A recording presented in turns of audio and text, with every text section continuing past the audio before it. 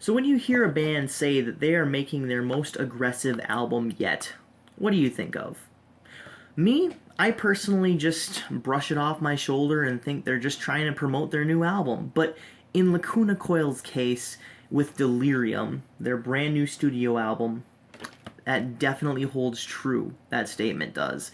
It is their darkest, most atmospheric, and probably their most aggressive album to date that they have ever done, and yes, that includes their self-titled EP. I am Midnight Strike 3625, and I'm going to be reviewing one of the best albums released this year, if not the best. Probably the best, because this right here is my favorite Lacuna Coil album. Yes, I said it. My favorite Lacuna Coil album used to be Dark Adrenaline, which is kind of an unpopular opinion here in the metal realm, but I really don't care. This right here is the unabashed sequel to Coma Lies. It doesn't hold any of the radio, more refined sound of Lacuna Coil, Karma Code to present. Instead, it focuses on the energy found in the pre-Coma Lies era, where they actually had some really dark and atmospheric content. Yes, they have had some dark atmospheric content on albums like Dark Adrenaline, just some in the perspective of the radio rock format, but it was also very atmospheric as well.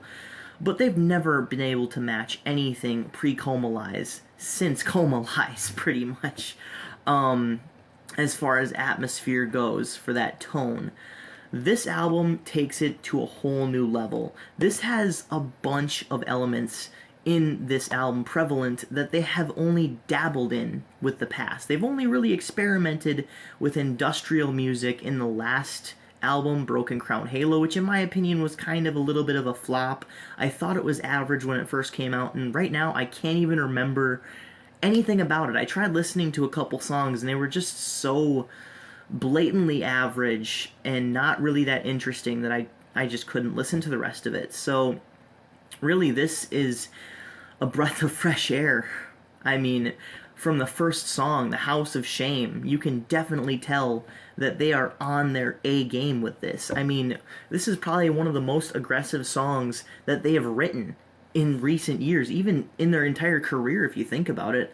And with Delirium, the title track, some may count it as a little repetitive with repeating the word delirium in the chorus over and over again, but it is just solidifying the point, about insanity. This is pretty much a dark trip through a haunted mental institution, and they're talking about various disorders and hatred and just all of the emotions that you will be feeling in that dark place. And it's just such a great album, such a great atmosphere.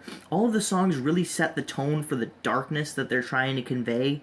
There are 14 tracks on this deluxe edition right here, and every single one of them, from The House of Shame to Bleed the Pain, are just AAA tracks. They are really good, they set the tone, and like I said, not all of them have to be completely in-your-face aggression with the screaming and the death growls from Andrea Farrow. Excuse me if I'm pronouncing any names wrong in here, but a lot of them that aren't aggressive definitely have that very dark and dreary atmospheric tone to it, and that definitely makes all the difference. And this is honestly the sequel to Coma Lies. It's the unabashed sequel to Coma Lies. Everything from 2006 forward, from Karma Code forward, has featured more of a radio rock element in it. While this more refined Lacuna Coil was pretty appealing to the ear, and it's really what got me into the band to start with. First song I heard was Spellbound. It definitely kind of broke off and broke away from that with the last album, Broken Crown Halo, which, like I said before, I didn't really care for.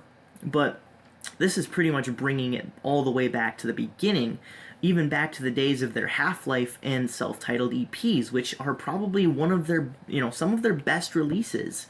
That and Unleashed Memories, of course. But these are some of their best and most liked, most loved releases. So basically with this album, you get a throwback to what they used to be, what the band used to be.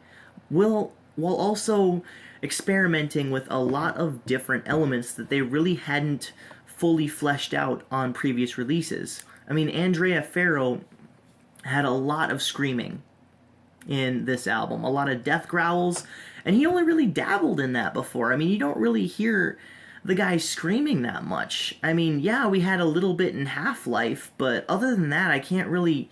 Nothing's really coming to mind where he's been, known to scream or even have any death growls. There's a bunch of death growls in this album, and you wouldn't really think of Lacuna Coil as being that type of band, but they pull it off flawlessly in this.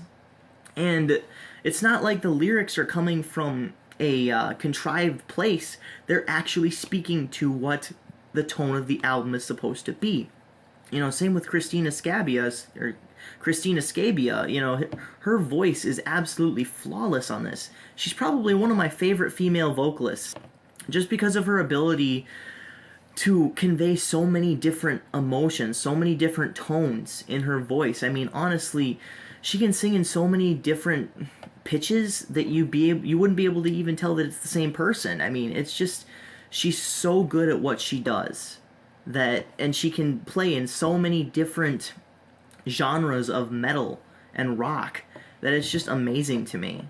So this album, you gotta listen to it. If you're into metal at all, Delirium is right up your alley, especially if you're into gothic metal, and if you loved pre-Comalize material from Lacuna Coil, this will be probably one of your favorite albums of the year, if not your very favorite album of the year.